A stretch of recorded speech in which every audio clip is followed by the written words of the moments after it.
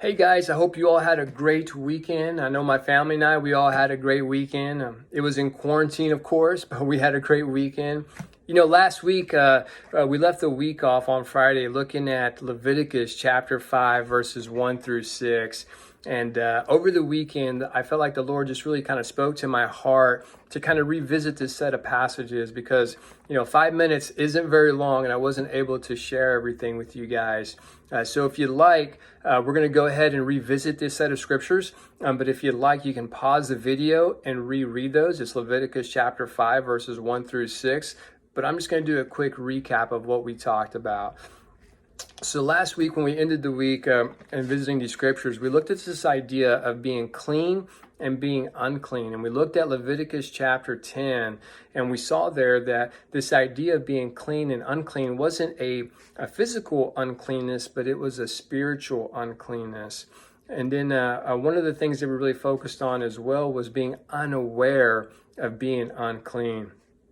Then we looked at Leviticus chapter 5, verse 6. We jumped down to verse 6, and verse 6, commanded the Israelites to do two things once they became aware of their sin. That first thing was to confess their sins. And then the second thing was to bring a female lamb or a goat as a sacrifice to make atonement for their sins. So when we looked at this idea of confessing our sins, we looked at 1 John chapter 1, verse 9. And we just see something incredible there that, the verse says that if we confess our sins, that he is faithful and just and will forgive us of our sins and purify us from all unrighteousness. And that's just incredible because of what Jesus did on the cross for us, that we can just confess our sins, and because he is faithful and because he's just, that he will forgive us of our sins and purify us from all unrighteousness. And that's just awesome. What I did want to revisit was I wanted to revisit the second thing that God commanded the Israelites to do, and that was to bring a female lamb or a goat as an offering to make atonement for their sins.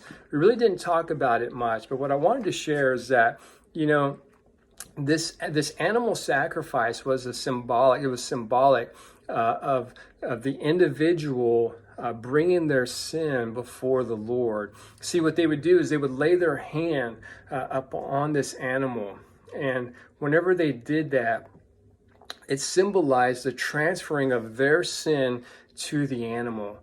And then the priest would take that animal and lay that animal at the altar where it would be atonement for their sins.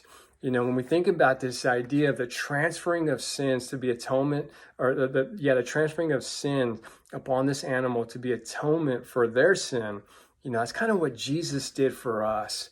When Jesus went to the cross, right, because he was perfect and without blemish, he took on the sins of the world.